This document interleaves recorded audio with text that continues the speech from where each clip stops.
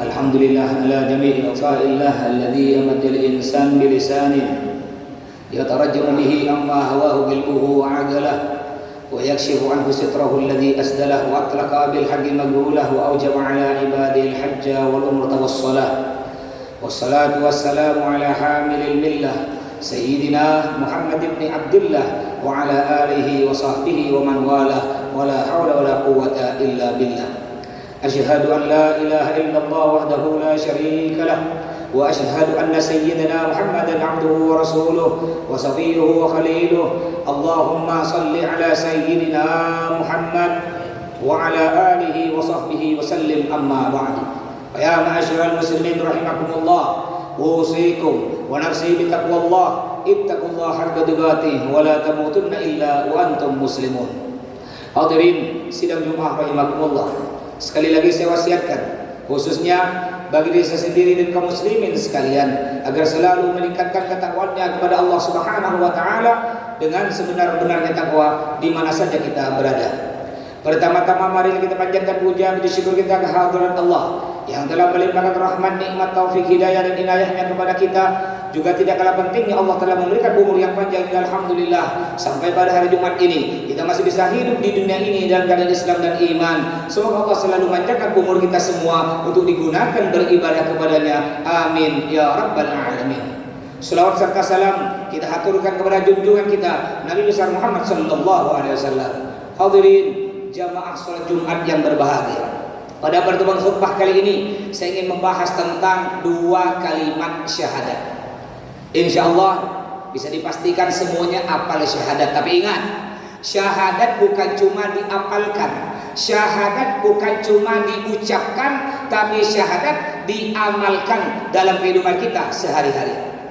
Syahadat asyhadu an la ilaha illallah wa asyhadu anna muhammadar rasulullah. Aku bersaksi bahwa tidak Tuhan selain Allah. Kalau betul-betul kita bersaksi bahwa tidak Tuhan selain Allah, buktikan persaksian kita dengan apa? Betul-betul menyembah Allah, bukan setengah-setengah.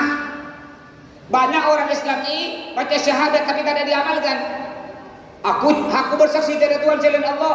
Kalau tidak jaya banyak yang menyembah Allah setengah-setengah. Nih Masjid Al-Karim. Masjid Al-Karim ramai kalau sholat Jumat, Idul Fitri, Idul Adha, ramai. Terawih malam pertama, ramai itu. Tapi kalau 5 waktu, sekota Pontianak enggak ada masjid 5 waktu ramai tak ada. Saya cuma pernah nemukan di dunia ini Pak, di Tarim Hadramut semua masjid 5 waktu penuh. Selain Tarim tak pernah. Saya alhamdulillah biasa saya ke Mekah tiap bulan, pernah nyampe Qatar, Dubai, nyampe India, Kuala Lumpur, tak ada yang kayak di Tarim Hadramut. Semua masjid Pak ramai. Jadi kalau kita mengatakan aku bersaksi dengan Tuhan selain Allah, buktikan dengan apa? Dengan nih ramaikan masjid. Ada orang masya Allah masuk masjid seminggu sekali. Ada orang Islam masuk masjid seminggu sekali, tiap hari Jumat. Padahal rumah dia dekat masjid, padahal kantor dia, tempat dia kerja dekat masjid. Masuk masjid seminggu sekali tiap hari Jumat. Ada lagi orang Islam masuk masjid setahun 2 kali. Idul Fitri, Idul Adha, baru dia masuk masjid. Ada lagi yang lebih parah, orang Islam masuk masjid ketika sudah mati, mayatnya baru masuk masjid disolati. Na'udzubillah min dzalik. Saudara, kalau kita sholat sendiri, sholat di rumah sendiri, khusyuk. Apa tuh khusyuk? Khusyuk kada ingat apa-apa kecuali ingat Allah. Pahalanya cuma 1 kalau sholat sendiri. Tapi kalau kita sholatnya sendiri, ndak apa ngayal kemana-mana, ndak khusyuk, ndak dapat pahala, dapat letih. Tapi kalau kita sholat berjamaah, apalagi ke Masjid Al-Karim nih, imamnya tak khusyuk, makmumnya tak khusyuk, semua tak ada khusyuk, tetap ditulis pahala 27 derajat. Kenapa? Karena berkah dari sholat berjamaah. Sampai-sampai Nabi bersabda, Nabi bilang begini, yang artinya, dengarkan saudara, kata Nabi Muhammad, andaikan ada orang yang suara azan terdengar sampai ke rumah dia, lalu dia tidak sholat berjamaah ke masjid, tidak sholat jamaah ke surau, apa kata Nabi Muhammad? Akan aku bakar rumah kalian. Andaikan Nabi Muhammad masih hidup, mungkin banyak rumah terbakar di Pontianak Timur ini saudara. Oleh karena itu, ayo buktikan persaksian kita dengan apa? Dengan betul-betul menyembah Allah. Hati-hati sekarang nih Pak, keluarkan iman Pak.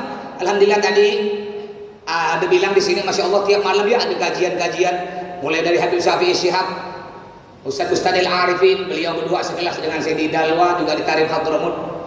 Hati-hati Pak, rajin Pak. Ada pengajian tuh kita ikut. Kalau tak kuat-kuat iman sekarang di banyak aliran tak benar nih di Pontianak nih.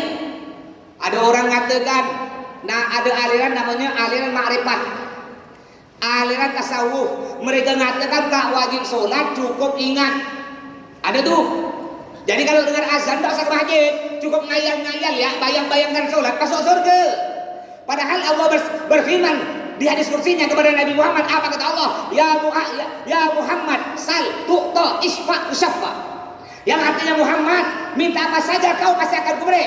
Isfa usaffa. Kalau bahasa Pontianaknya, Muhammad, kau pasti masuk surga. Bahkan Muhammad, kau bisa memasukkan orang ke dalam surga semau kau berapa jumlahnya. Tapi Nabi Muhammad walaupun oleh Allah dijamin pasti masuk surga, saking seringnya sholat, kaki beliau sampai bengkak, dan setiap sholat Nabi Muhammad menangis, meneteskan air mata, padahal dijamin pasti masuk surga. Ada orang mengatakan tak wajib sholat, cukup ingat. Siapa yang jamin dia masuk surga? Ada lagi sekarang di mana-mana banyak orang ngaku Imam Mahdi. Saudara, Imam Mahdi itu namanya sama dengan Nabi Muhammad, namanya Muhammad bin Abdullah. Dan tak perlu ngaku. Nanti yang baiat beliau ulama sedunia, di baiatnya di Ka'bah, di Mekah, bukan dia ngaku-ngaku.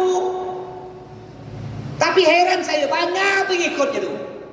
Ada orang pandai bahasa semut, caya. Ada orang pandai bahasa cacing, caya. Na'udzubillah min dzalik. Wa asyhadu anna Muhammadar Rasulullah. Dan aku bersaksi bahwa Nabi Muhammad adalah utusan Allah. Kalau betul-betul kita bersaksi bahwa Nabi Muhammad adalah utusan Allah, buktikan persaksian kita dengan apa? Dengan memperbanyak membaca selawat kepada Nabi Muhammad SAW. Apalagi ini di hari Jumat.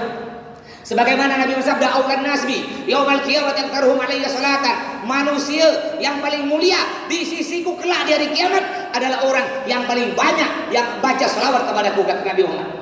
Walaupun dia bukan ulama, walaupun dia bukan kiai, walaupun dia bukan ustaz, walaupun dia bukan pak haji, tapi dia sangat banyak baca selawat, maka dia adalah orang yang nanti di akhirat bersanding dengan Nabi Muhammad SAW.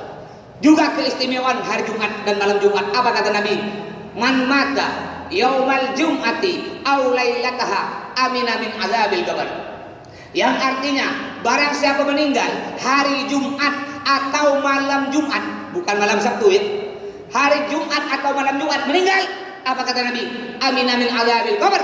Dia aman, dia selamat dari siksa kubur. Artinya, insya Allah dia punya harapan besar akan dimasukkan dalam surga Allah. Makanya jarang-jarang ada orang meninggal hari Jumat. Jarang-jarang ada orang meninggal malam Jumat kalau dia bukan orang bagus, saudara. Kalau dia bukan orang tak bagus, sulit meninggal di hari Jumat. Itu hanya pilihan. Makanya ayo yang umur 40, saya sudah nyampaikan 2 kali. Yang umur 40 lebih kayak saya nih, jangan nak berleha-leha. Yang umur 40 lebih jangan nak bersantai-santai. Apa kata Nabi Muhammad? Man jawazal arba'ina wa lam yazid khairuhu ala syarri falyatabawwa maq'adahu minan nar. Al-hadits kama qala. Kalau bahasa jadinya, orang yang umur 40 lebih tapi masih belum berubah, biasanya sampai mati payah nak berubah. 40 lebih masih suka mabuk, 40 lebih masih suka nongkrong di warung kopi tapi tak pernah ke masjid, 40 lebih masih suka beli nomor togel, main judi slot, 40 lebih masih suka main perempuan. Ini biasanya sampai mati payah nak berubah. Oleh karena itu ayo, jika kita ingin meninggal dalam keadaan husnul khatimah, ayo kita berubah. Ingat, kita punya anak, kita punya cucu.